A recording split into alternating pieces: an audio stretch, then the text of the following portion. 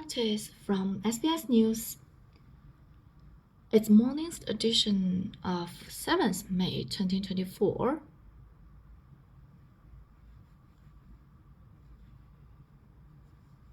In this bulletin, Israel says attacks on Rafah are underway as it again refuses a Gaza ceasefire deal with Hamas.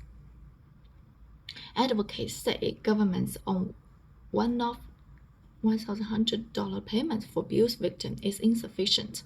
And in boxing, Australian Jason Maloney loses his bantamweight world boxing title.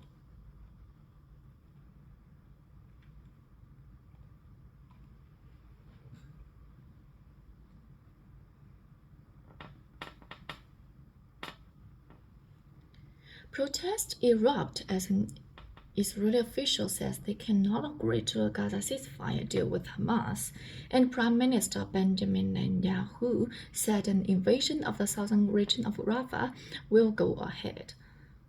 The Israeli military says it is currently striking Hamas targets in eastern Rafah, following news that Hamas had accepted a ceasefire proposal from Egyptian and Qatar mediators. An Israeli official says the proposal that Hamas had accepted was a softened version of an Egyptian proposal, which included terms that Israel could not accept. News of Hamas accepting the ceasefire deal initially sent Palestinians in Rafah cheering into the streets, and now in Israel, protests rage in Tel Aviv, with Yavod Cohen, a father of Israeli hostage Nimrod Cohen, saying his government is attempting to jeopardize ceasefire efforts. And again, we see that the Israeli government is doing everything to fail a deal. We expect from the Israeli government to take this deal to save all the remaining hostages who are still alive. Save lives. Don't talk about fighting and blood. Stop the killing. Save lives, lives of hostages and lives of Israeli soldiers. It's 1 p.m. Chinese President Xi Jinping has been welcomed to the Elysee Palace by his French counterpart Emmanuel Macron for a trilateral meeting also attended by the European Commissioner Ursula von der Leyen. The three sides are set to discuss trade relations between the EU and China, while the issue of Russia is also on the agenda. In his opening remarks, the French president has said global developments necessitated the meeting between the three. The international situation very clearly requires more than ever this Euro-Chinese dialogue. And as I said recently, while talking about Europe, we are at a turning point of our history, which forces us to face and overcome structural difficulties.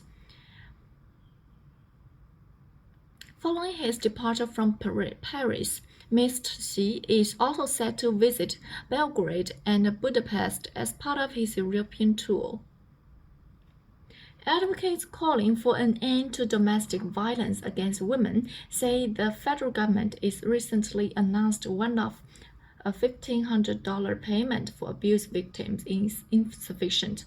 Over 200 women's rights advocates have signed a letter calling for increase to Centrelink payments to help combat issues of financial insecurity in violent relationships.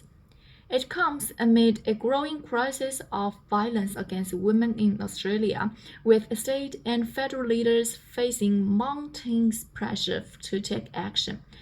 Australian Council of Social Service Sex Discrimination Commissioner Anna Cody has told SBS insufficient funding can keep women trapped in abusive relationships.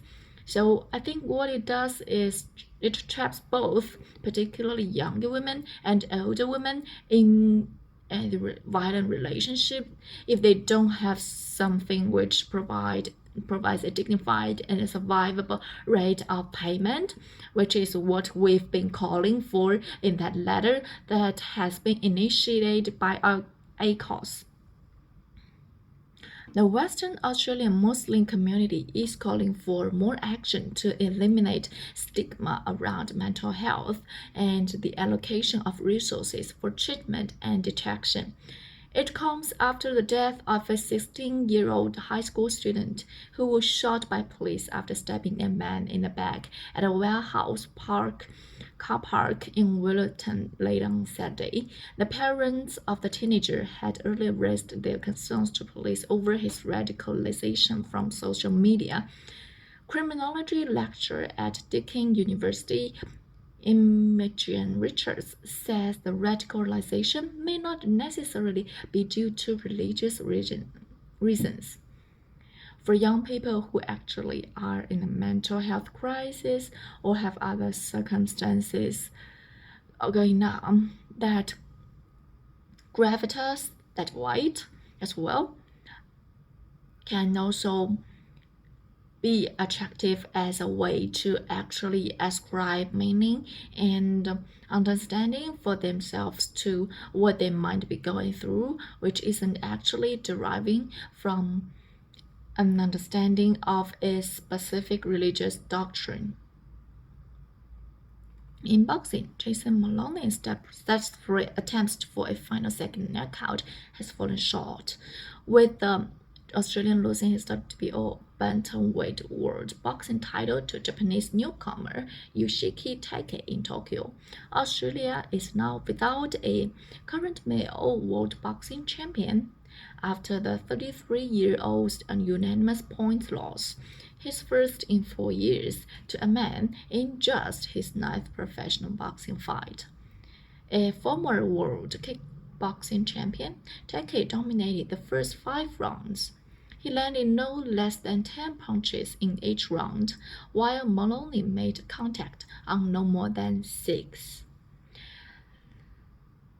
For the latest SBS newsroom, please refer to the original sources. This is the end of the practice now.